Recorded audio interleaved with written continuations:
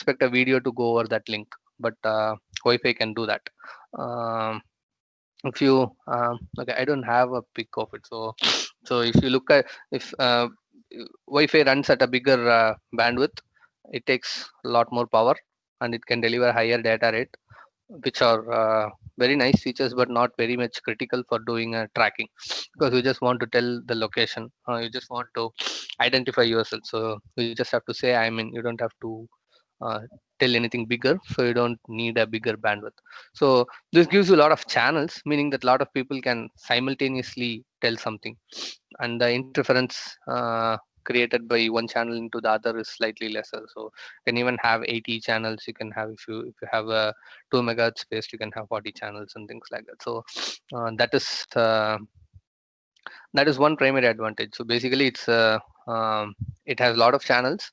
It doesn't have a higher data rate, so it saves power, uh, and gives advantage with respect to ensuring that you conserve your battery. So on a typical application scale, if you have a Wi-Fi, if you have your Wi-Fi on your phone, it will last for mm, let's say a day. If you have just the BLE on your phone, it might last for a couple of months. So these trackers, which are in design, typically expects you to change the battery once in a year. So that makes it easy. So if imagine you have 1,000 devices which are tracking, and you have to change the battery for it every week, it will not be feasible. So you have to change battery on it every 1 year or so, then it kind of makes sense. So that's the power is the primary differentiating factor. And why it consumes low power is probably the next slide. Um, because BLE is non-connection oriented, it doesn't have a connection, it doesn't have to maintain connection. So uh, if yeah, I might have some sniffer logs and things like that. So if you look at an Bluetooth connection, what happens if you look at any communication interface for that matter, like you have your USB. uh, when you plug out the USB device, your computer will pop up telling that okay, someone has removed the USB memory stick out of this, someone has removed the keyboard and things like that. So how does the computer identify that? Because computer is powering the USB. So it's like you plugging something into your wall socket. If you plug it out, can your wall socket tell, dude, someone has plugged it out? No, right?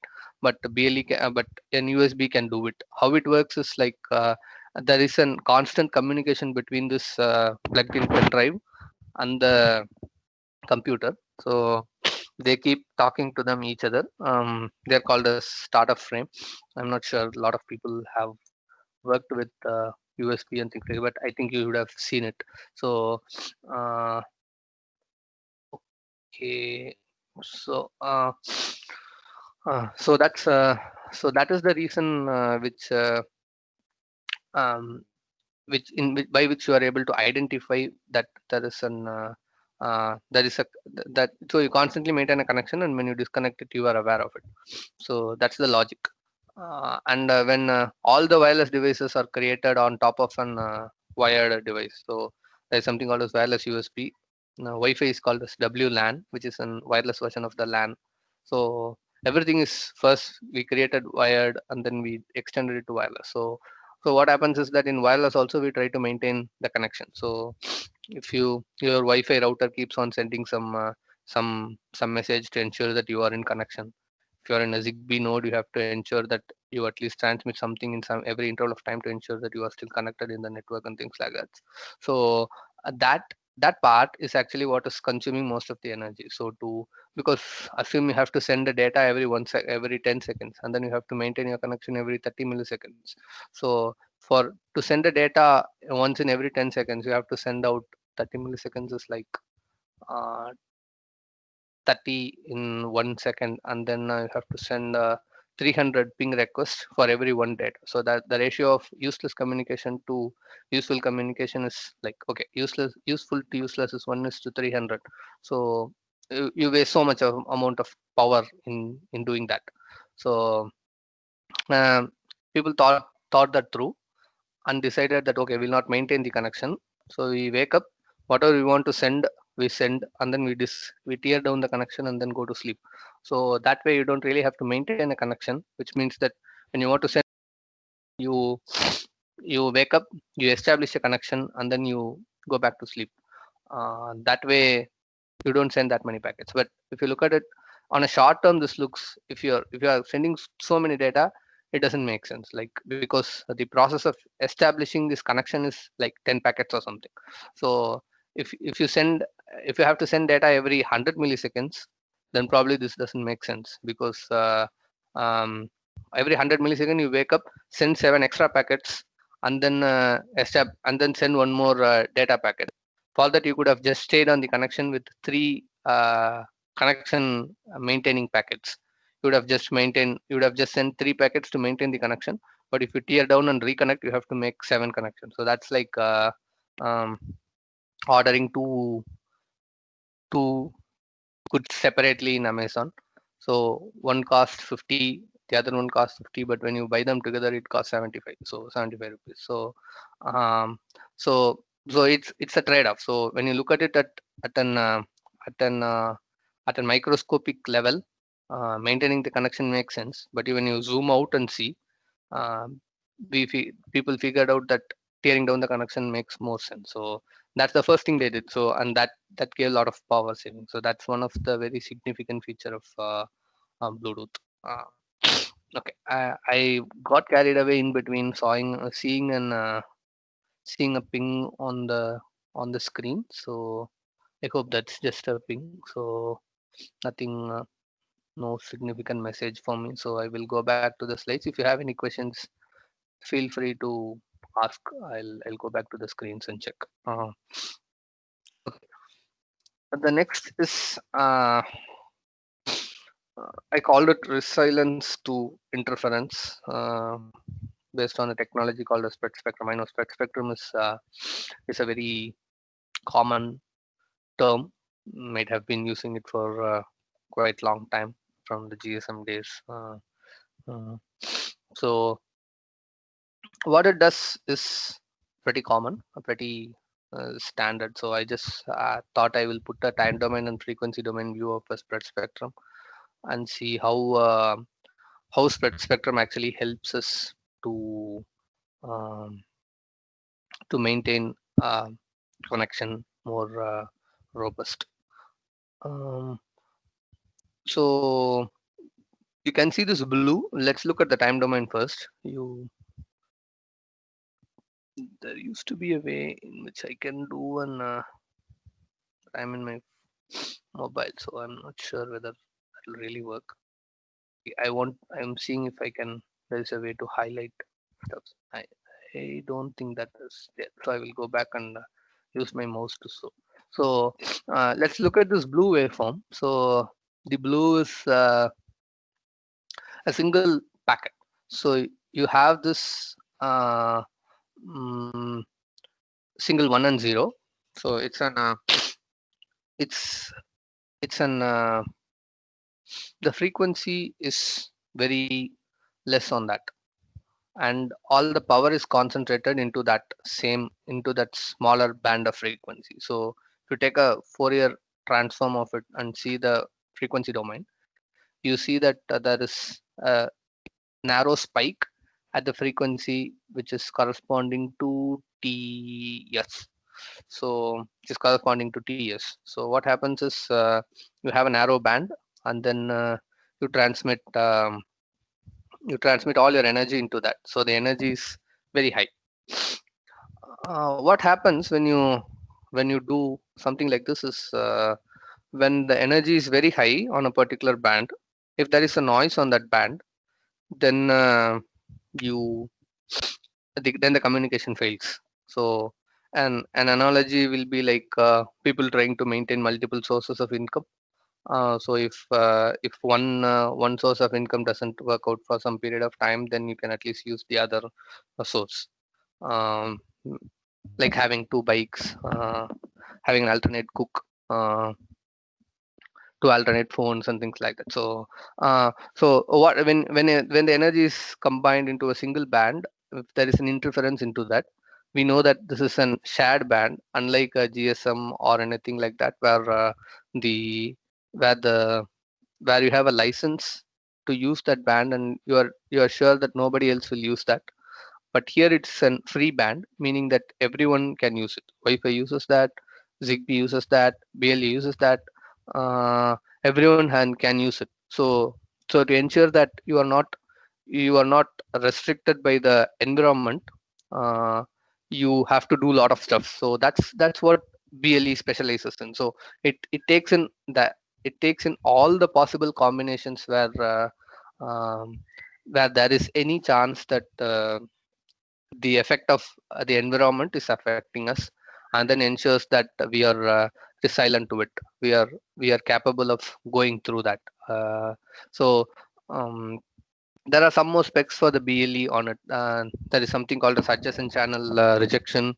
So and lot of a lot of RF related stuffs on it to make sure that you are able to receive a packet on even if there is a lot of energy into it. So I'll have to.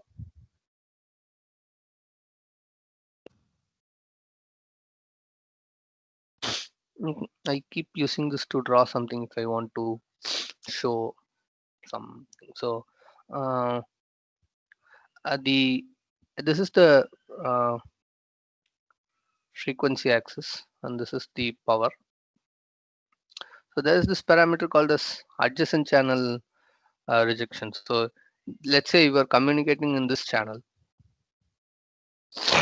Uh, there is even though if there is a stronger energy in this channel which is very near to you, you have to ensure that your communication still goes good. So the blue is an adjacent. The blue is called as the adjacent channel. Uh, the blue is called as the adjacent channel, and the black is the one which we are trying to communicate now. So you can see that the power in the blue channel is more than the power in the adjacent channel. If you have traditionally designed a low pass filter, let's say you design it for the frequency in which you are working at. Let's say we design a band pass filter. So we design it so that this part gets into it and then this part gets out of it. But ideally when you design a filter, the roll off is going to be pretty slow. But it is your responsibility to ensure that this roll off is very good, and ensure that the next channel is efficiently cut out. So BLE has all these ability uh, built inside that to ensure that all the adjacent channel is pretty much well rejected, to ensure that the communication happens very well. Because on an environment, if there is a Wi-Fi, the adjacent channel is going to be high. If you look at Wi-Fi, I'll probably draw it in pink. So Wi-Fi is probably a bigger band. It will have something like this. Um, Wi-Fi is 20 megahertz or something. So you have a 20 megahertz signal. So if you have 20 megahertz signal, then your communication is going to be on top of that only. So even if there is something in the core channel, you should be able to reject that and pick up the data which you want, which is being sent to you. So those kind of that is possible only because of this technology called a spread spectrum, where you spread the signal to a broader band, uh, and ensure that the energy inside each of that is very close to the noise. Uh, so what happens is, since the signal is and you add the gain after you receive it. So basically you can convert from this a lot of pink spikes into this one single mm, blue thing. So when you do it this way, the effect of noise on the individual uh, carriers is very less, and that gives you a lot of ability to resurrect the signal from the noise present. So so that is one of the very it's not that spread spectrum doesn't exist in Wi-Fi, not that uh, uh, uh, It's not there anywhere else, but the spec for this is very good in BLE because it's very narrow in terms of its band, so it gives you a lot of performance overhead when compared to Wi-Fi. So and a nice example for this in a non technical way is that you don't expect 100 Wi-Fi to be connected at a point, but if you have 100 BLE devices connected, it might work. So that's one way to look at it. So that's an easier way to explain this spread spectrum thing. The next is there's something called as adaptive frequency hopping, which is also an very novel thing about BLE, where where we use this uh, ability to hop and the ability to identify the noise together to figure out the channels in which we hop. So BLE is basically a frequency hopping thing. So uh, uh, how frequency hopping works is that you keep switching between frequencies over time and ensure that you are not communicating on a same frequency for over some time. What advantage this gives you is that if there is a noise in one frequency, then when you go to the other frequency, you can at least get your communication working. The example which we are seeing here is an interference from Wi-Fi. You can see that all the thing till let's say 2422 or something like that is being cut, is being overlapped by this Wi-Fi transmission. So you could see that these red blocks fall within this uh, yellow thing. Um, BLE has this intelligence to keep on monitoring the receiver, keep on monitoring the received signal strength at every point, and understand whether there is another interference in that time, in that duration or in that window. And when it realizes that there is a significant interference, then it can identify that noise frequencies and then try to keep its hop out of the noise frequency. So if you look at it, it has decided that okay, these channels are noisier than the other ones, so it removes all these channels which are noisier, and then it keeps its hopping within these bands. The number of hops remains the same if you want to count it. There is a restriction on how much time you can stay on each of the hop channels. That's from the regulatory specifications and things like that. Even after ensuring that, it ensures that it leaves out the channels which are noisier. That way, it gives you better opportunity to ensure that the communication happens good. So what this guarantees is that they are built to ensure that uh, uh, they are resilient to all the environmental effects of these interferences and things like that. So those are the those are pretty much the advantages of BLE as such as an communication system. We haven't looked at how BLE is going to help us in terms of locating things, but uh, the data eventually has to go over BLE. So only if the base is strong, the algorithm which we write on top of that will be useful. So what we saw so far is the ability for BLE to live on a noisy environment and ensure that the communication happens very well and stable, as long as the length of the communication is very limited and the amount of data you want to send out is a lesser. Which is typically the case when we are trying to do an um, when we are trying to send a sensor data, when we are trying to send a data about a location, where we assume that the amount of bytes which you have to send to communicate that is going to be very less. So in such an event, we saw how BLE can be effective in ensuring that this data which we are sending out goes out by implementing all these technologies in ensuring that the rejection for the adjacent channel and co-channel noise is very robust, in ensuring that it implements this hopping, in ensuring that it implements this spread spectrum. So basically the technology has the ability built in to ensure that these it is robust enough in a noisy environment. So that completes probably part one of what I wanted to show. So I will pause for a minute, take a sip of water. So if you have any question on what we saw, I'll I'll be good enough. I'll see if I can try to answer that. If there's no question, I will go back and mm, start the next part.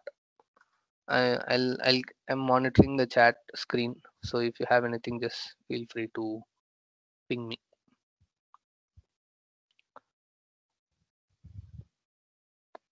You can raise your hand, anything like that. Okay, I'll wait for a minute.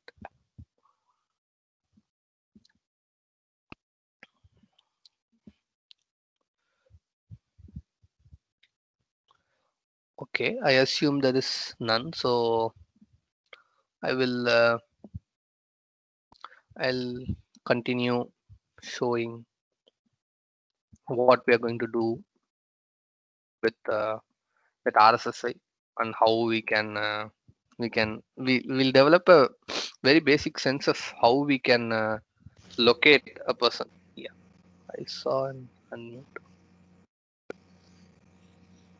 So what is the full form for RSSI? Thanks, ma'am. RSSI stands for Received Signal Strength Indication. Yeah. Okay, okay, okay. Thanks. If you have any questions, I think you can just pass and ask. Thanks, ma'am, for asking something. So that's good. Yeah. So we are going to develop a very basic sense of how we are going to do a tracking. We'll touch base upon a GPS. We'll take some inspirations from it. We'll see how tracking is going to work. How we can actually do that, and then we'll try to develop something over on top of what is existing and see how BLE has come, how this Bluetooth special interest group has come up with this ideas to innovate. And I think revolutionize is too big a term, but for lack of uh, for want of a better word, I would rather use that. So we'll see how they have tried to um, make this tracking a lot more interesting than what it is now. So this is a typical we call it a heat map.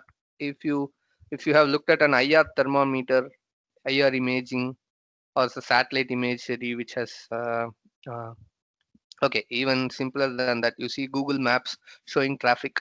Uh, mm, if you go drive to your college, you can see on the Sholingnalur junction things like that. You see a lot of traffic. So you color code it based on the amount of traffic. Here we have color coded it based upon the received signal strength, as how much signal has been received from the transmitter. That's a transmitter. So we try to receive a signal from the transmitter, and based on that, estimate where a device can possibly be in. So sorry, I was sipping some water. Okay, so um, let's say there is an received signal strength is a parameter to show how much power has been received from a transmitter. If you have looked at a power graph or something like that. Um, um, okay, here's a question. So there used to be a very good law which correlates the square of distance to the received power strength on RF. If someone can think what is that law called as, uh, just to create a question and improve interaction. So uh, where you say if you know the power at a transmitter, if you know the power gain of the antenna, if you know the distance, you know the receiver gain, you can tell what is the received power. So there is an equation for that, and that equation is called by a name, Patla's equation. Wow. Shannon theorem, is it called Shannon? I don't think so. uh, it's not. Shannon talks about bandwidth and things like that, right? uh, Thanks, mm, Big Ram, for answering anyway. But I don't think it's called as Shannon. Uh, Shannon talks about this channel capacity theorem, where he says if you know the SNR of the channel, and then if you want to give an if you want to know the bandwidth, then if you know the bandwidth, then you can only give this much data rate. Something like that is what Shannon was trying to do. Okay, so I'll wait and see if someone comes up with the answer for that. So what that law says is that if you know the transmit power, if you know the uh, if you know the receiver power, and if you know the gain of the antennas in between, then you can basically find the distance between them. So I mean, someone has posted a Shannon theorem in the chat box. yeah, I saw that, ma'am, but I don't. Okay. Yeah, that's what I was trying to say. It's probably not Shannon theorem, and was waiting for some more answers. Uh, okay. Uh, Okay, so in without that equation, it is called as it's called as path loss calculator. So I'll see if someone can come up with a better term for that. In the meantime, it's called as you can basically calculate the path loss, and if you the path loss is actually related to the distance by a square. So um, so if you know the path loss, and if you know the so basically you can estimate the distance between two objects. So that is the very basic principle of how you are going to uh, do this estimation. So assuming that the location of the transmitter is fixed, um, let's say the location of that, I'll try to draw this back here.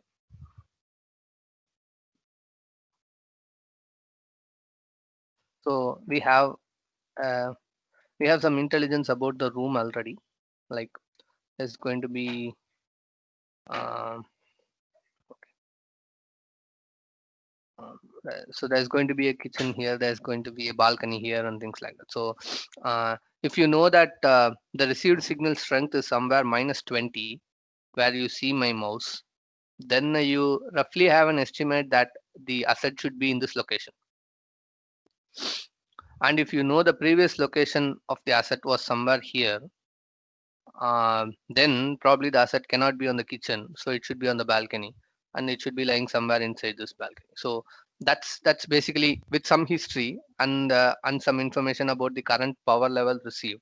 Then you have a better estimate of where the object is lying. So similarly, if you see when the object is crossing, you see that it is going through this increase in power, and then you see that it is in this yellow region, then you probably know that it couldn't have exited and stayed back outside of this room, so it should be in the living room on this corner.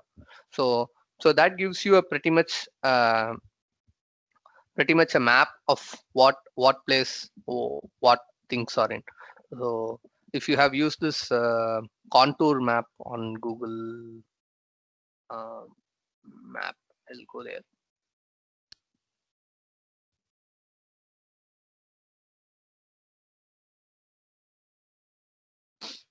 So this is a contour of Mount Everest. This is the peak. So you could see that all these, if you have a transmitter, the distance, any distance which is at a fixed point from that will have the same power level. So if you know the power, if you say the height is 3 meters from the peak, like because you know that the power received here is like 3 dB lesser. So you find out that you by some math, you figured out that the distance is 3 meters. Then it can only then that is equal to telling that the altitude is like 8,600 meters. So if it is 8,600 meters, then it should be on one of these circle. So the object should be on one of these circle. Depending upon some previous information or something like that, if you can find out what um, what orientation it was in and where it was previously, then you could probably get a better estimate of where the object is at this point. So if you have height data from three more thing, then you have a better option to narrow it down to a single point, which is what a GPS does. So, but I'm just looking at a very one dimensional way of looking at the height. Then So if you just know the height, then if someone tells you that his height is 8,500 meters, then he should only be on this circle. He cannot be anywhere away. This is not a very accurate way of um, um, telling the RSSI. But when you get RSSI from multiple samples, then this gives you a very intuitive way of plotting where the object lies. Um, this is another plot where if you use a single ecosystem. Okay, the color code goes like red is very strong and blue is weak. So and white doesn't exist. So that can be a place where in your home, if I'm sure you would have seen it at your home. When you go and sit at a particular point in your home, you will not be able to speak on your phone or your Wi-Fi doesn't work. So if you get a heat map of your home, then you will see that that point will be something like this on a white, where you see uh, where you see that this part doesn't have an Wi-Fi at all. So if the object goes into this place, you cannot track it. So we try to make the location some more interesting, add a few more hotspots here and there to ensure that the entire home has a coverage. So now on the right hand side, you see that there is the router signal available at every point. So if you know, so at any point, I'm just calling it a router, but it can be any transmitting device. So as long as it is visible at some point, we'll be able to get some information out of it, find out where it is, and then depending upon some history and uh, I'm just calling it history. It might look very abstract. How will you find it out with history? But once we add more sensors to it, then we'll be able to narrow it down to a particular location. So for just making sure that we understand that part, I'm going to draw an as system where there is going to be three routers. So okay, I have it on slides, but I thought drawing might make it interesting. So uh, this router's signal strength around itself will be like this ripple. Uh, and let's say there is one more router, blue. I'm sure the yellow is visible. So this yellow router's thing is like this. So let's say we have an object which is of this purple color is lying somewhere here, and you see that it is intersecting between this blue and this yellow. So it says for the yellow it is on the second circle, and for the blue it's on the second circle. So if you map these two circles and you find an intersection point for these two circles, then you could narrow down the position of this to this very particular point. The interesting part of that is the yellow alone cannot find out where it is. The blue alone cannot find where it is, but both of them combined together can find it. So basically, we try to grab the location information of what this guy finds, find the location information of what this guy finds, give it to a computing engine, which can try to find out if it is on this circle of this, and if it is on this circle of this, then where it is. Um, in GPS, it works the other way. Basically, this guy sends his signal to him. This guy sends his signal to him. Um, and what happens is that this guy computes where I am, because you cannot expect GPS to compute all the location for 10,000 users at the same point. But if you give it to an RTLS where the amount of thing which you have to track is slightly lesser, you can ask this guy to compute instead of asking the sensor to compute. So if you put the computation on the sensor takes a lot of current. But if you put and it cannot have such a long battery life. But when you put the computation on this is wall powered, so you don't worry about the power that much there. So this guy can stay a lot more time. So that's the concept. So I'm sure the way we talked about this, looking at the heat map, it might be tough to understand. So I just went ahead in slides to show that, but I think we'll discuss about that in few coming slides as well. So that is another 10 minutes in where I spoke. So I'm stopping back again. Uh, to see if there is any question. I saw a hand going up. So Yeah, sir. Hello, sir. yes, sir. Yeah, this is Babu here. Hi, sir. Yeah, I have a doubt. Like you told me to one room having one BLE and one more on wireless communication devices. Yeah, So you're showing some hotspot designs, right? yeah. So my question is like how we are going to give this device data into the software? How we are going to map these hotspot locations? In what way Okay, we have to import the values into this? Any tool, okay. specific tool is there for to uh, give us such kind of things? Yes, sir. So I have it covered briefly on the next slide. So the idea will be that you basically do a training sequence. There is no simple way to it. So you have to train your sensor to identify. Okay, because now no one can predict at your home at between this point and this point the sensitivity drops down significantly. It's from orange to blue on this because there is probably a bureau here or a metal structure here which is preventing the signal from traveling from this point to this point. So that's why a signal which was very strong here went down quite bad here. There is no way someone can predict that, so you have to train your environment. um, you have to train the sensors, you have to train the aggregators. We call that aggregators. Whoever is collecting all the data, we call that as aggregators. So basically if you have a way in which you can move through this entire region with one transmitter every 5 meters, go a loop like this. So let's say you go back to the drawing board. Let's say this is your home. So you have one way to walk through your home like this with this aggregator. Then the aggregator gets an information about where which place has what location and then maps it. So you tell it the path that you are going to walk like this through the home, and then you tell that this is the, and then it can identify that this is the place you are at. So it uh, then it can map the received value at this point to that.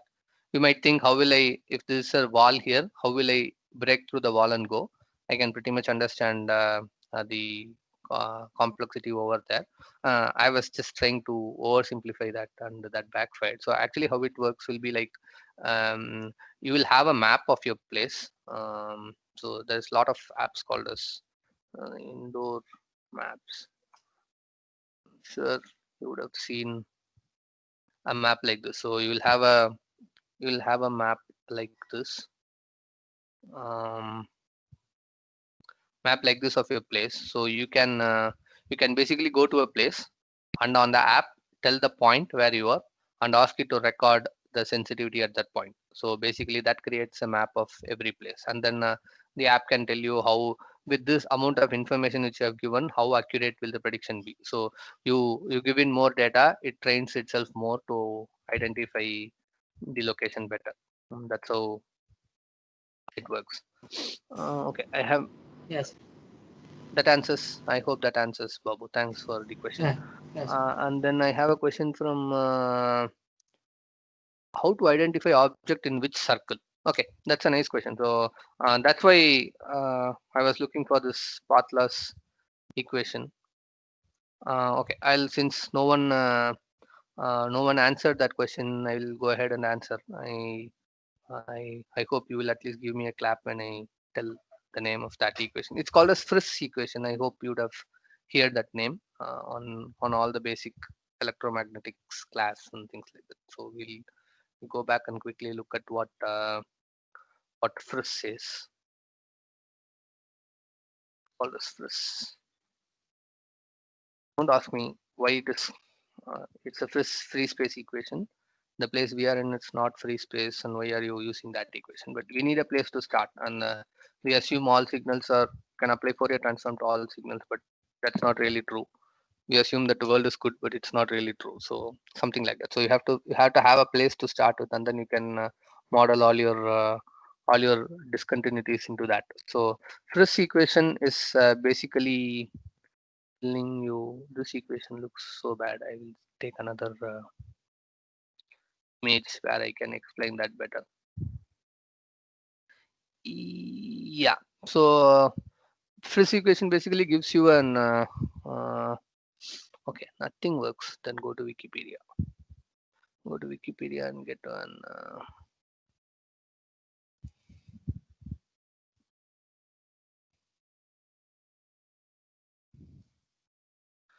so what this equation tells you is that if you know the frequency in which you are transmitting, the ratio of the power between the receiver and the transmitter is a function of the dimension of the uh, uh, it's A and T, or the effective aperture size of the antenna, which roughly translates to the gain of the antenna.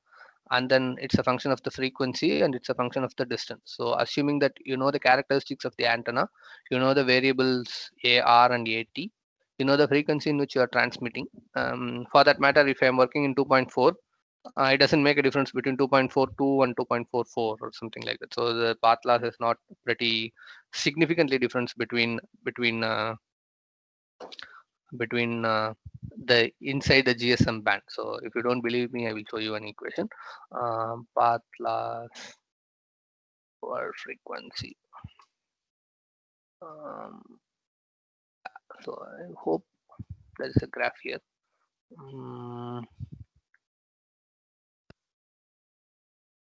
No, there is no graph.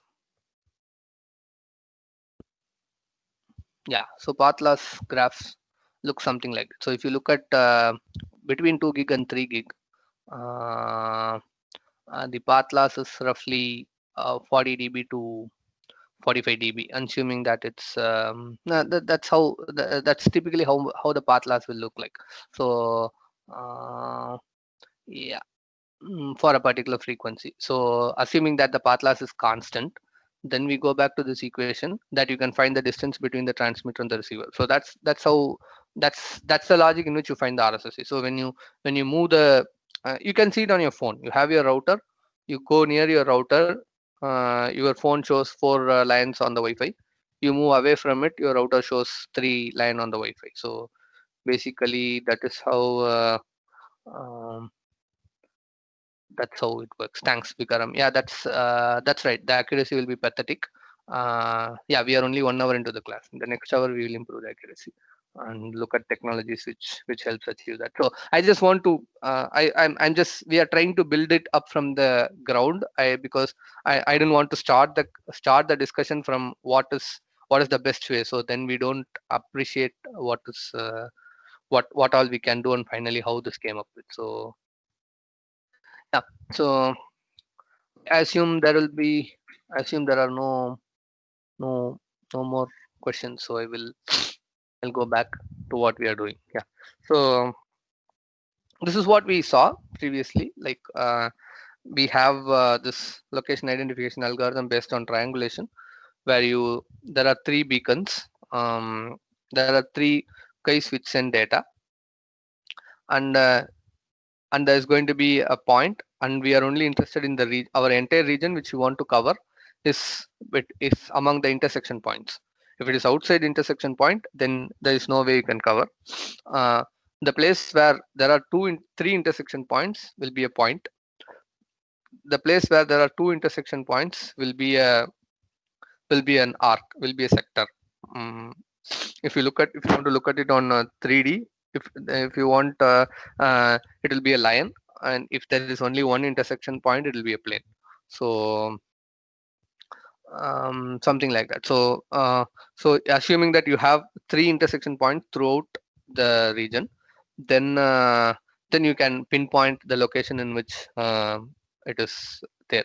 These circles are the RSSI. So um, meaning that it's not a fixed circle. So the circles, there are multiple concentric circles with this, each circle with a different RSSI. So you know that the RSSI, the same circle which we draw.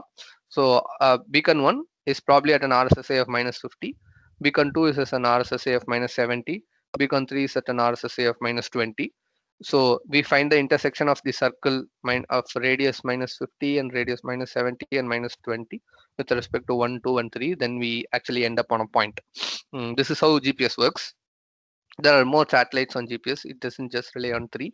If you remember the number, there are like 24-inch satellites to give you a better coverage. Why is it not accurate is that if you will end up with what is right in this right hand side, so you will have a lot of deviation. The RSSI indicator has its own accuracy in finding in giving you an exact RSSI, and there can be reflections from multiple places which can still affect the received power. So taking into account all these considerations, then you might get a 3 to 5 meter accuracy in estimating the position. 3 to 5 meter inside a home is for tracking a wheelchair. It's okay. If I say there is a wheelchair in the next 3 to 5 meters, if you look around, you will find it. For tracking a diamond in 3 to 5 meter is tough. So it depends on what you want to track. So assuming that you are tracking a patient or a wheelchair, probably this is good enough to work with. Okay. So um, this is how eventually it will show you. So if you have looked at your Google Maps, when you have your GPS on, it will put a circle around the center dot and tell this is the accuracy. If you have looked at the latest Nivar cyclone prediction, sorry, I didn't have all these on slides. I have to go back to Google. Yeah, this is uh, you see this. Okay, this is not, doesn't look like Nivar. It seems to be Burvi, but that's fine. We can go ahead with Burvi. So we tracked it here, and we say it is going to cross here, but we have this circle. We call this the cone of inaccuracy. That happens with every prediction algorithm. So like parents say we grow up as good kids, but we eventually end up in a wide band, not necessarily good. So similar to that, when we run estimation algorithms, we associate it with some amount of uncertainty. So we call the COVID vaccine 93.5% efficient. So similar to that. So we have probability and randomness associated with all our prediction algorithms. So eventually our prediction will end up something like this. So um, with with with this much amount of inaccuracy. So given this, is it good enough to proceed with what you um, what you want? Is to some extent okay, to some extent not okay. uh, uh, with some amount of prior information about the place and things like that, you will be able to make a better estimate of where things are. So we want a clinical grade visibility, something like this. So that's, I think, that's what we are going to look at going ahead. So if we try to get a sub 2 meter accuracy in terms of the estimation, and with some amount of knowledge about the place, we'll try to see if we can make accurate uh, predictions of stuff.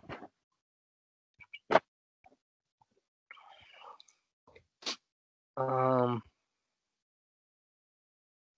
um, this is we spoke about this same beacon. So there's beacon X, which is showing a green color circle. There's beacon Z, which is showing a Z color circle, and there is beacon Y, which is showing an orange color circle. So given that you are between this, then you have um, the sector given by A as the region of uncertainty for the measurement of any object within that.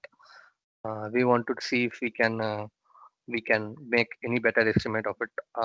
So we do this by the technology, which by it's not something great. We do it by this principle of finding out um, mapping the region. When we map, we try to find out what place gives what amount of RSSI, and try to make some more intuitive information about that. If there is, let's say, one more beacon available, which has a circle somewhere here, then this reduces the uncertainty region by half. So we the basic idea will be to see if we can add more beacons. Sorry. The idea will be to see if we can add more beacons in as a way to make a better estimate of this.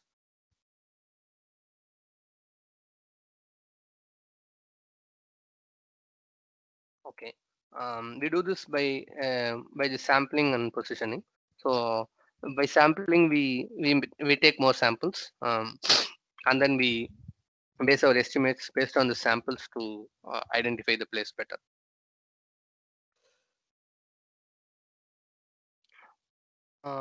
Okay. Uh, the problem with using this technology is called as fingerprinting. You would have seen it referred on multiple papers. So the problem with doing that is this assumes a static surrounding. So like what we spoke about on this image, um, and no one would have ever predicted that on a region like this where there is signal to the left of it and right of it, this place here alone wouldn't get Wi-Fi connectivity. Uh, so no one would have ever predicted that. So this happened because there was some metal object here, or there was some destructive interference here, or something like that.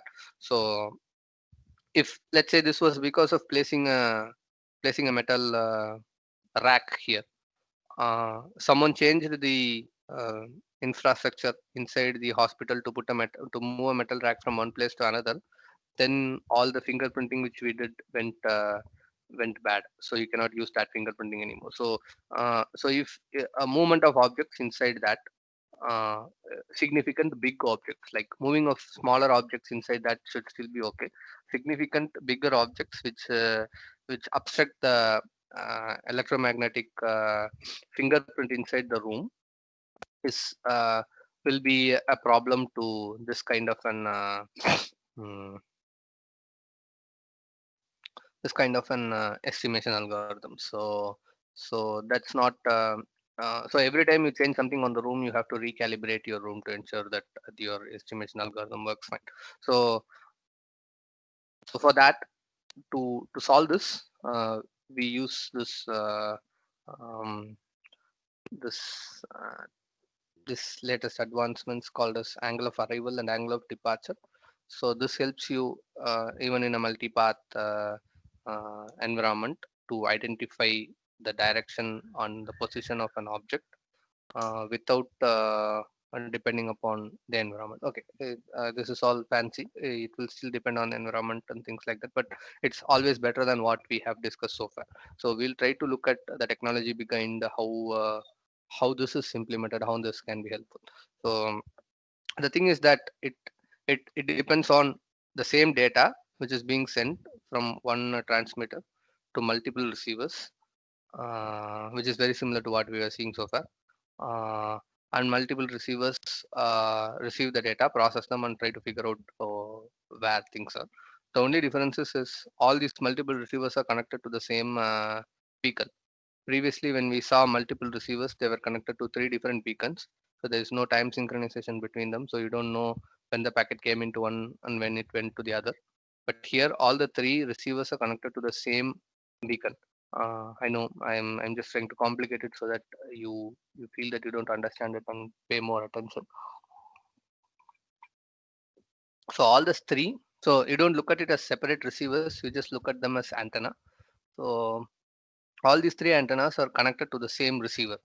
So, and because the antennas are strategically placed at some distance, the time it takes for the signal to reach this antenna is slightly different from the time takes for this to reach this antenna. And based upon the time in which it takes for this to reach between this and this, we try to estimate what is the direction in which the object is oriented, so that the distance is different. So depending upon the angle in which it comes to you, the way in which it sounds to you is different.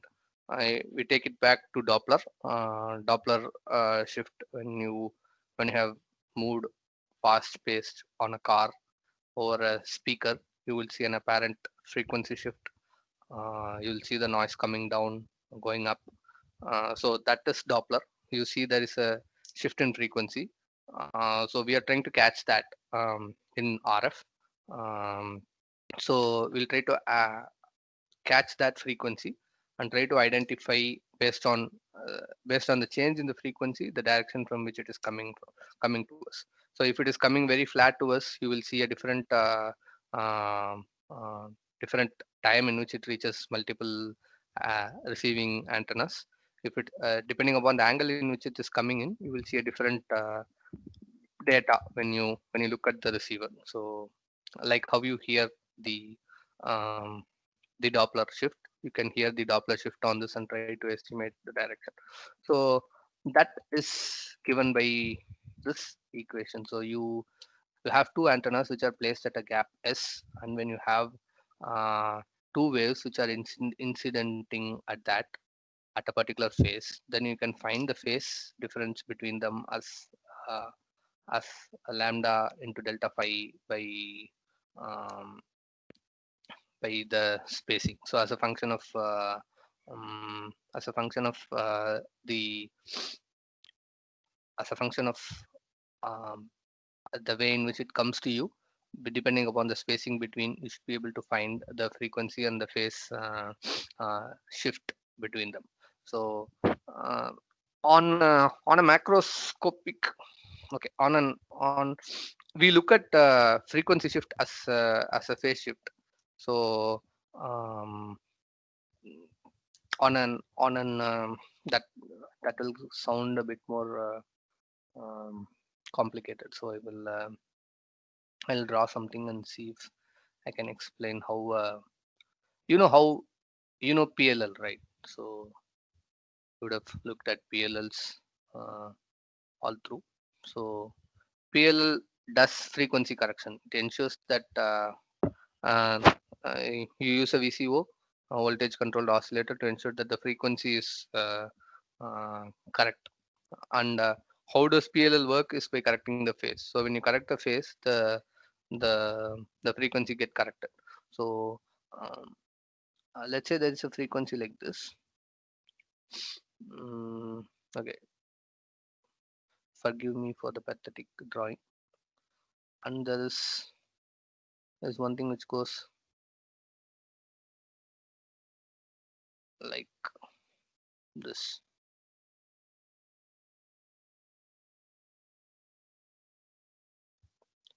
So when I look at it at time domain between these two, I see a phase shift. When I try to correct for this microscopic phase shift and try to make it same, then I basically try to correct my frequency. So that's how a PLL works. So correcting phase uh, tries to correct your frequency. So we see one signal which is rising above the other signal as an as a phase shift instead of a frequency shift. So basically we try to correct the phase and and try to estimate any error in frequency, or do the other way. So you try to find the frequency and try to find out difference and things like that. So that's the basic idea of how this Doppler phase shift and phase duality works. So we do this.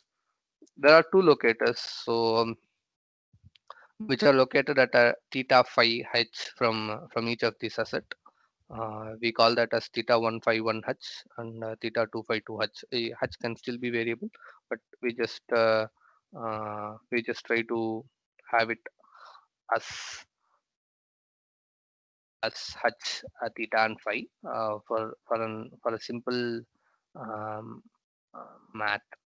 Going ahead, I try to maintain it as h, but I think I'll probably skip that math as well. So this is the estimation algorithm which is going to give you the um, position estimate. I'm sure you would have come across a lot of estimation algorithms like music algorithm or anything like that. So this is one such kind of an estimation algorithm where the received signal SFT.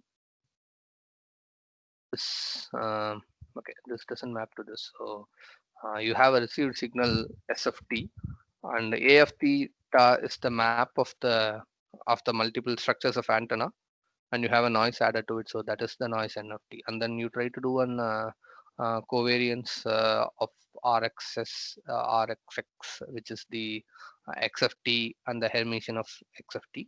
So I just try to average it. So that's why it's divided over n.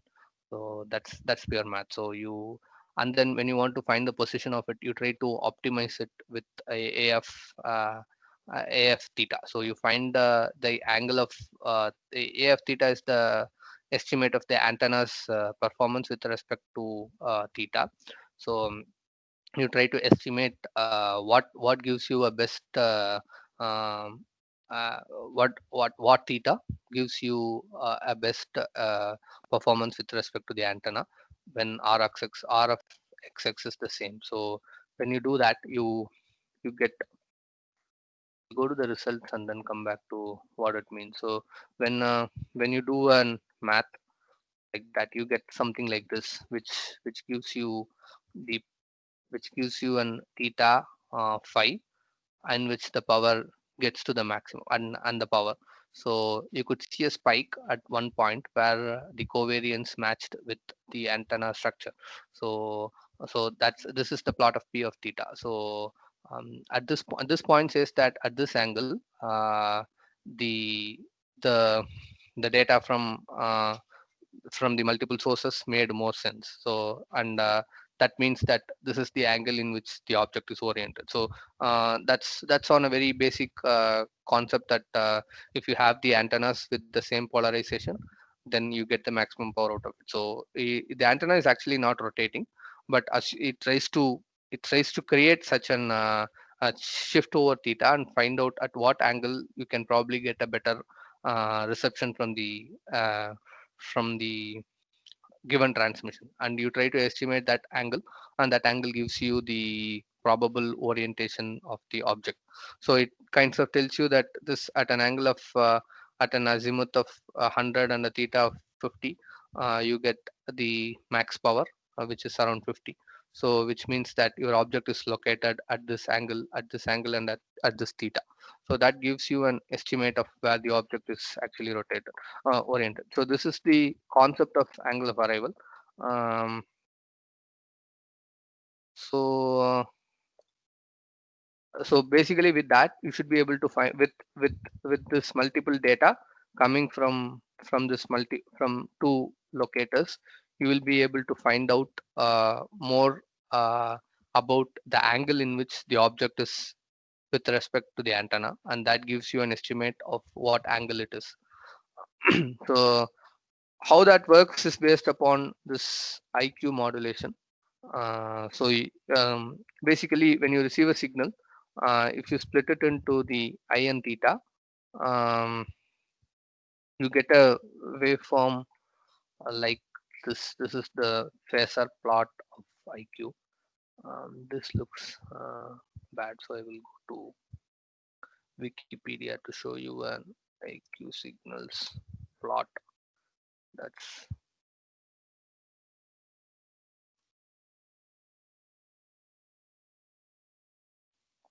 there used to be an animation here. Yeah.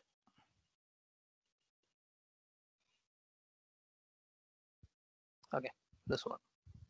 Okay, so you could see that I and Q can represent almost any, uh, it can represent the amplitude and phase of a signal with I and Q signal. So when you vary I and Q, you can basically generate any combination of signals. So, um, and I'll, I'll see if I can pass it at some point. So if you, let's say if we track, okay, I cannot pass it. I don't think I'll be able to pass it, but let's let's look at a fixed point. So um, this is this if you look at IFT and QFT, when the signal goes, when one of the signal leads the other, then you can find out. Basically, it tells you whether I or Q is leading or lagging. So it when so that gives you an estimate of whether the signal is arriving early or late with respect to one antenna to the other. So when you plot multiple I and Q signals from multiple antennas, so you can see a shift in the INQ waveform that gives you an estimate of how far away one signal is from the other signal. So I know it might sound a bit complicated if we don't pay enough respect to INQ signals, but at least for the next 10 minutes or so, we will try to look at what INQ is and then see if that makes enough sense to look at that. Um, Say in one, the I goes like this. Okay, let's forget so much finer details. We'll just look at this. So on the other one, the signal goes like this. So um, so there are two antennas. Let's say the antenna is located here, and let's say the um, red antenna is located here, and the blue antenna is located here.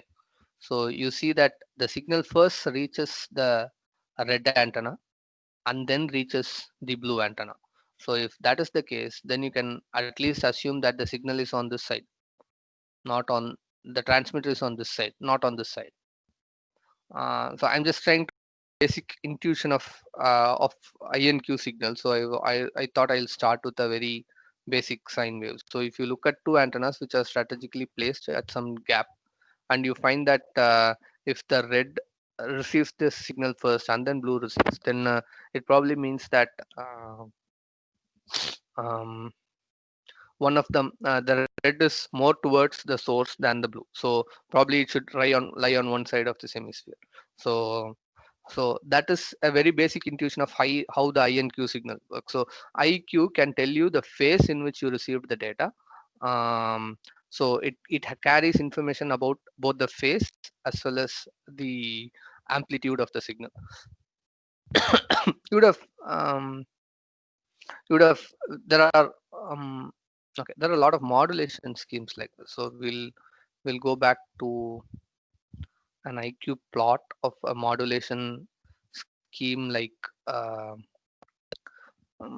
okay, do you know of I don't see anything related to this. So okay, we look at the modulation called as 64 QAM is quadrature amplitude modulation.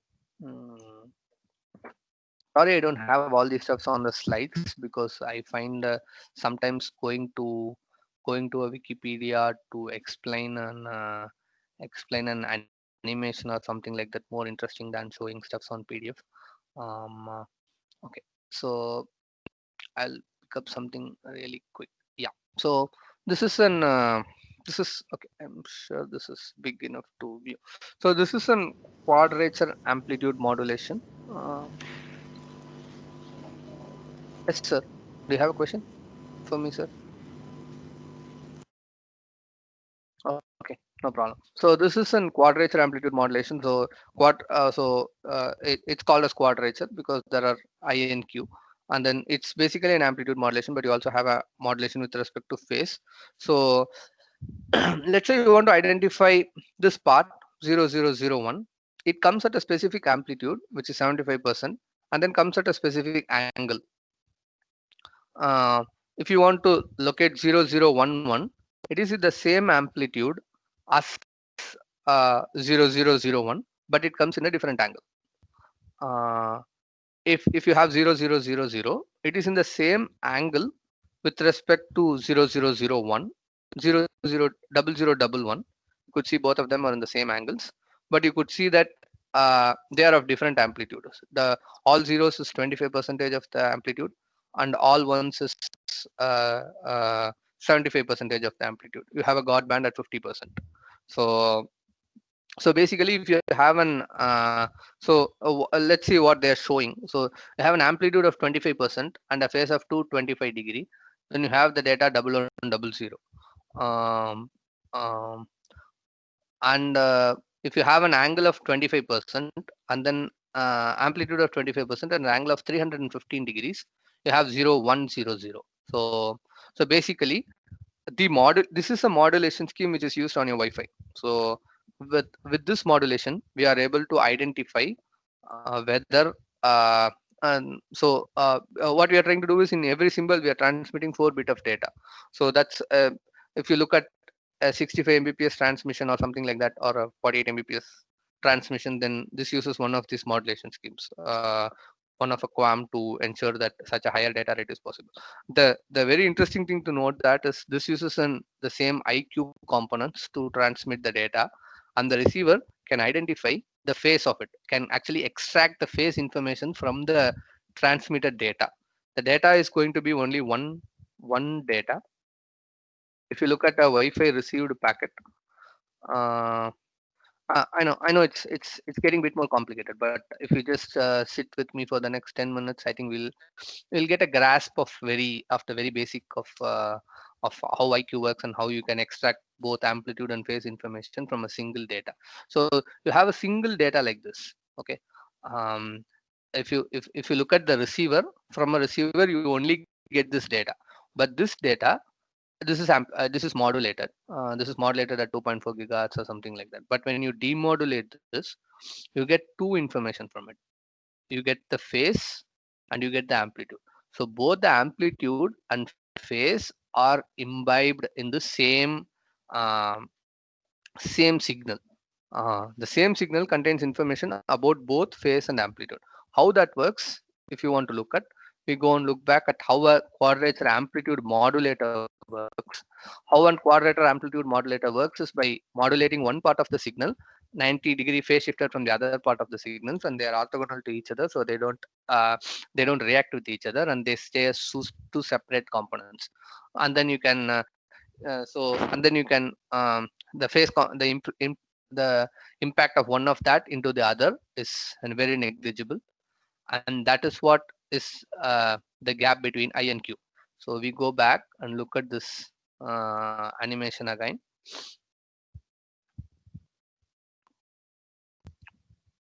We go back and look at this animation again. You could see the uh, blue is I and red is Q. If you look at the way in which they are transmitting, they are always 90-degree out of phase from each other. If you look at the peak of I and peak of Q, the place in which we are highlighting, you could see that I and Q are always 90-degree out of phase. Uh, when one of the signal is 90-degree out of phase from each other, the impact of that signal on the other one is negligible, and you basically get to transmit the phase information on Q, and you get to transmit the amplitude information on I. So when both these informations are transmitted, you have both amplitude and phase, and you can decode both amplitude and phase, and that's a proof of how that works is what you see on modulation schemes like QAM and things like that. So you extend that, and then you try to estimate the angle in which it arrives to one of the receiver and to the other receiver, and basically you try to find the phase difference between one of the receiver and the other receiver, and from that phase information extract how much time it would have taken for that to travel to this distance, and you put that into this equation. Put that into this equation, that gives you how much of what angle both of them are with respect to each other, this theta, to ensure that you get a phase difference of this much between this antenna and this antenna. When you combine these two data, you get you get the angle in which the object is rotated with respect to these antennas. Um, so that is basically how this thing works. So that's what I wanted to show with this INQ plot. We looked at this this angle of arrival thing, and how this music algorithm will um, help us get a better estimate in terms of position. There are a couple of more algorithms, so for want of time, I am just skipping them to ensure that we go and look back at the system. So I am going to pause for a moment and look for any questions with to IQ, INQ data, how the angle estimation algorithm works and things like that, before we go and look back how the system is going to work and more details about that.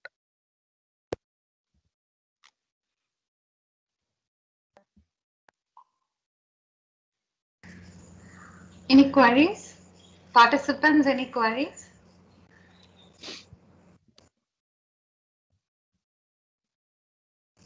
So I think we can continue, sir. Okay, thank you. Yeah. So Yeah. I know it might be a bit too much to digest at this point, but I just wanted to ensure that we get to some basic of how these stuffs work. Ideally, you don't really have to be worried about how these algorithms work, but getting an understanding of how it works gives a lot more insight into how things are Yes, sir. spanning out. Okay. Yes, yes. Yeah. Okay. So we'll go and look at how a system is going to be implemented for the next 10 minutes or so, and then I'll open it up for questions so we can discuss any stuffs which you want to discuss. So there's going to be this locators, which are the one which implements this basic angle of arrival and angle of departure algorithms to understand what angle from which the data is coming from. So when this locator receives the data from this asset, it will be able to tell that at an angle of phi 1, at an angle of um, h, and at an angle of theta, this is only when this is at this place I can get a data from it like this. That's what locator 1 will say. Similarly, locator 2 will say only when it is at a phi 2, at a theta 2, at a h, I'll be getting a data like this. So when you map that to the estimate of the positions you have, then we'll be able to find out what is the x, y, z of the asset at a particular place. Um, but this locator doesn't have information about what this locator thinks the location is. So this locator gets the data and sends it to one gateway. Locator 2 gets the data and sends it to another gateway. um, Both of them try and this edge gateway tries to process the data from both these receiver, uh, appealing estimate of where the object is. So you can either do it from one locator, or you can do it from multiple locators. They can try to combine the data uh, from both this and try to make a better estimate of things like that, and then you give it to this position engine which can do this processing. The processing of this IQ data can be slightly computationally expensive, so you give it to a place where you have a lot of processing power, post processing power, and then that gives this and that can process data from multiple places at a very relatively quicker pace, assuming that you run this asset as in a processor with 40 megahertz speed or something like that. Edge runs at 200 megahertz or something like that, so that's not enough memory to process all the data. You put it on a cloud where you have 8 GB RAM, where computations can be done very quickly and give a very interactive position solving. So conceptually, it only has these places. So there is an asset, and then there are multiple locators, each of which can receive the transmission from this asset, and then get it back. And each of the locators will have multiple antennas. See, now the problem is also moved from the asset to the locator. So we do this angle of arrival. So the asset is transmitting. The locators have multiple antennas. They are receiving, and then process it to the edge gateway. So if you have to make 1,000 assets, you probably have to make 10 locators. So only the locators have multiple antennas. So making multiple antennas makes the asset also bigger.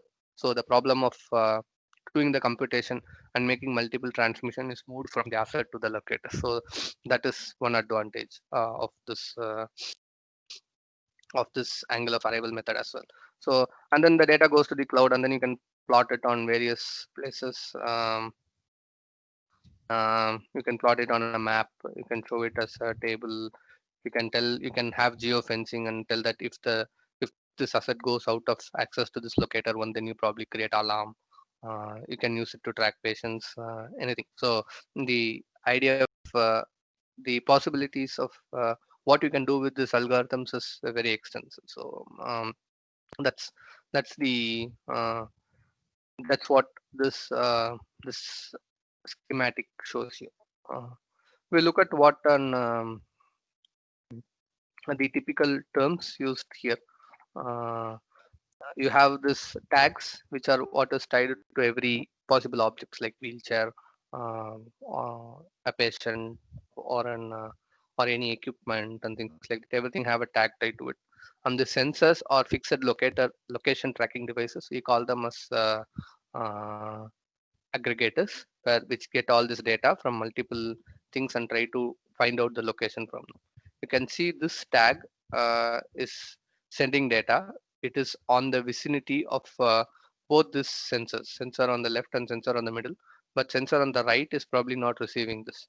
If you look at this sensor, it is sending data to sensor 1 and sensor 3, but sensor 2 is not visible to us. So depending upon the location in which it is located, you will be able to find out has which one is visible to which and which is not. So this is very similar to how your GSM sector works. You have a sector where handover from one sector to other sector occurs. So your cell phone, you will be, let's say you are connected to a tower A, and then you will probably be visible to tower B as well. And then both these towers will be trying to manipulate what is the RSSI you are getting and which tower you are closer to. And at one point, they will decide that let's say you are connected to tower A now, and then both of the towers decide that okay, this guy is moving towards tower B, so tower A should hand off all the connections about to this cell phone to tower B. So the connection handover happens. So that's how when you move from one place to another, you still have the call maintained and things like that. So similarly, it can be visible to two sensors and not to other one, but then they will eventually work out among themselves to find out your location. And then all this data from the individual sensors goes to a middleware which can post process the data. It can either be on the location on your PC, or it can be hosted on a cloud with multiple access, multiple processes, huge processing database and things like that. Um, so that's how a typical system works. And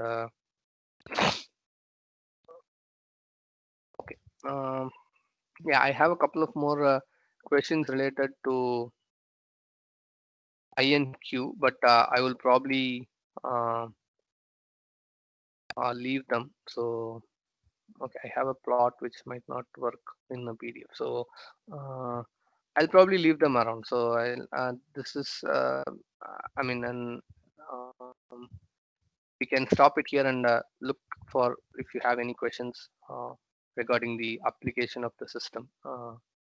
If not, then we can see if there is any other questions and take it based on that.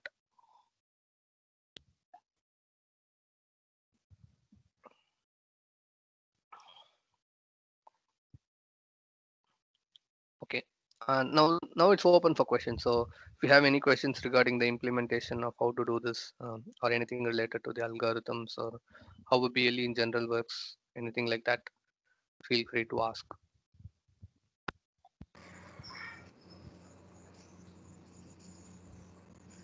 So any queries, please ask.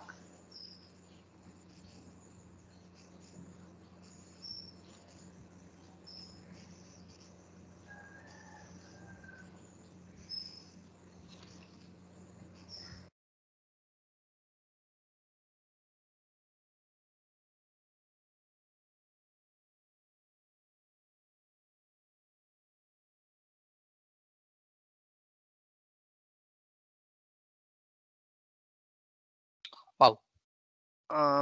Thanks, sir. Thanks for asking questions and keeping this interactive. So typically it will be 2 or 3 antennas, sir. So the more you have, the better estimate you can make of that.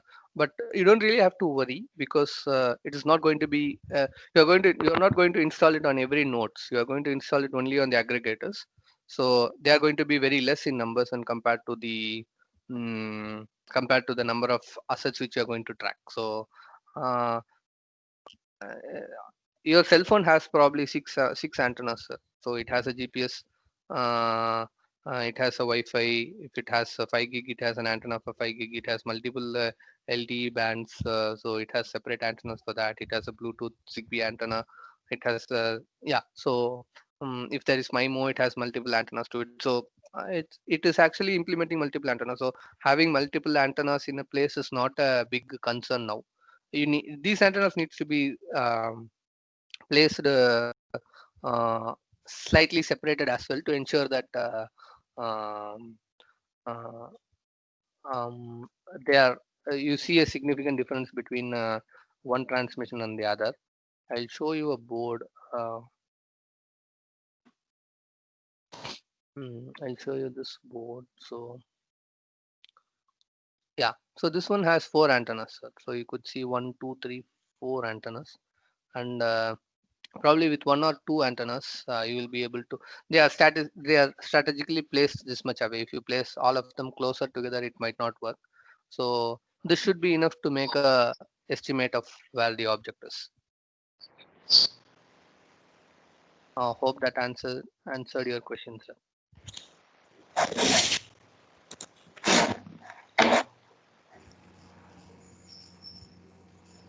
Any other queries?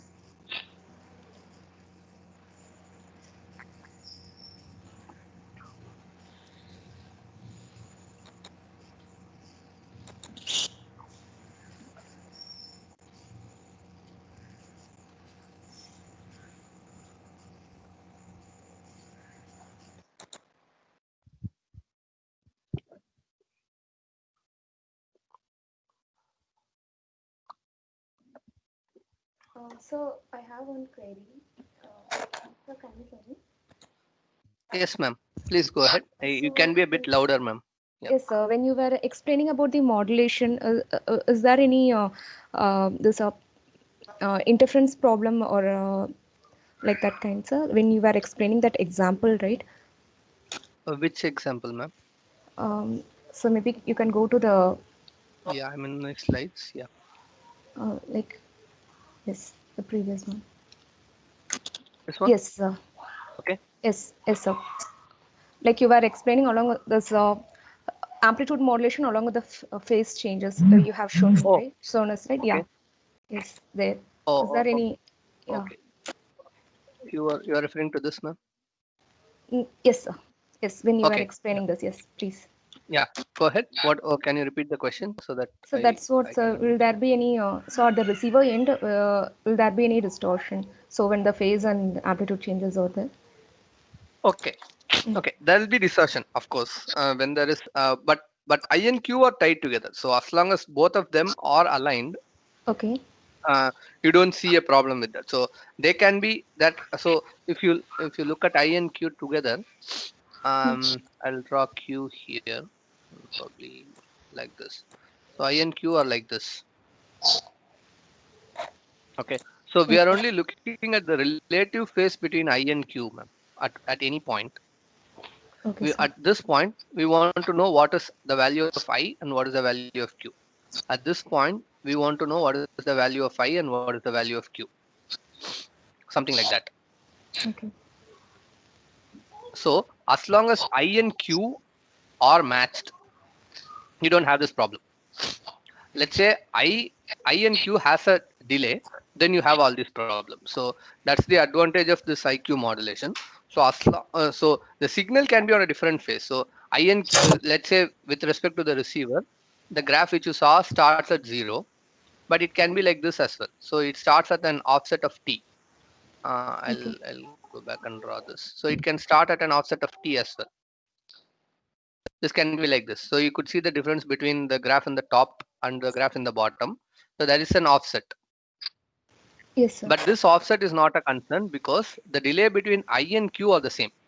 At this point, if I transmit or if I sample also, I Mm. get the same relationship between I and Q. So as long as I get that relation, then I can demodulate. Because Okay. when at the instant I am sampling, I will try to find out what is the value of I and what is the value of Q. As long Okay, as sir. the relationship between I and Q are maintained, it makes Mm. sense. But only when that relation goes out, we are troubled. So that Uh, parameter is called as IQ mismatch. Okay, sir. So still the IQ is not getting mismatched. We'll not get any distortion at the receiver end. That is, we can retrieve the information signal without any That's right. issues. So Yeah. as long as we don't see an issue with the I and Q, we are okay. We have this but what you are asking for is a very common problem, ma'am. It's called as IQ Yeah. mismatch. So Okay, you sir. call it a gain error or phase error. If you have done any Wi-Fi measurements, I hope Yes, sir. you would have at least seen it. So you have all this gain imbalance and the phase imbalance. So you have a lot of ways to correct it, ma'am. So basically, what you can try to do is you transmit I at a fixed phase, and you transmit Q as a fixed phase, and try to find out what you are getting in the receiver.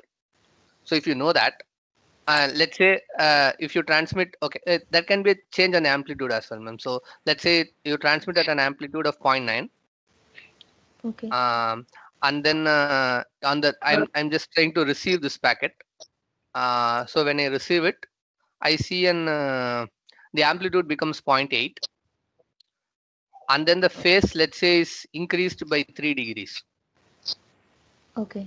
Okay, so let's say that happens.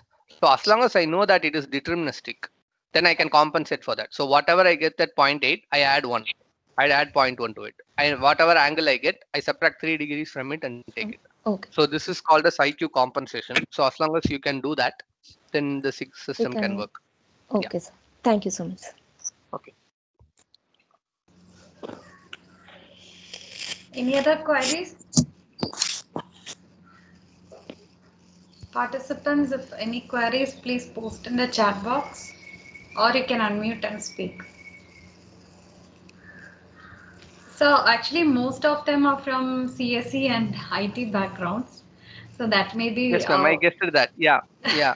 I guessed Uh, that, ma'am. so Yeah. this back-end design is entirely new, and I'm happy that you have exposed them to this back-end design also, because they are not. This will be entirely new, and this will be too much for them to understand in the first stretch.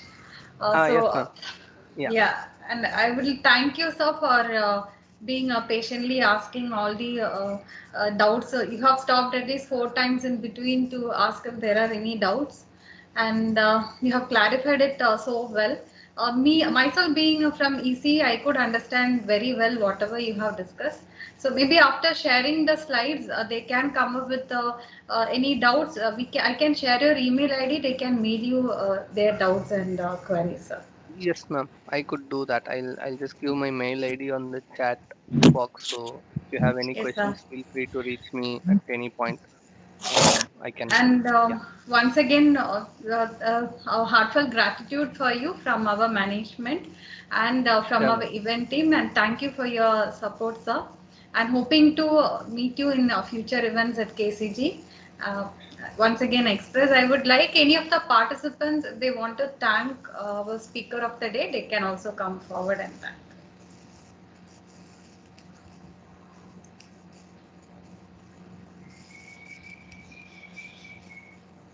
Anyone can would like to thank the speaker, they can also.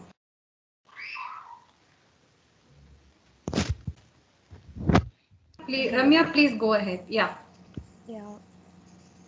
So you have explained each and everything very clearly, sir, and the way how you explained the location identification algorithm was very interesting because since I can understand it better. I felt it very useful, sir. So and I appreciate your efforts and time and the knowledge you spent And I would shared with us. also like to Yeah. invite you for a session for the students. This will be very good and a Yes, very sir. It will be very. informative session, because it was almost like a hands-on. So we will really we'll be inviting you once again for giving a session for our students. So this is an event for the faculty. So the students from EC will be keen to listen to these designs. So Sure, ma'am. Yeah. Anytime. Yeah. yeah, thank you. Thank you, sir. So over to the participants now. We will meet again. Tomorrow is the last day of the session. We will be having an exam at around 3 o'clock. There will be a valedictory and there will be a speaker also for 1 hour. A speech will be given by the head of Nokia Solutions Chennai, followed by the exam. Exam will be conducted around 3 o'clock.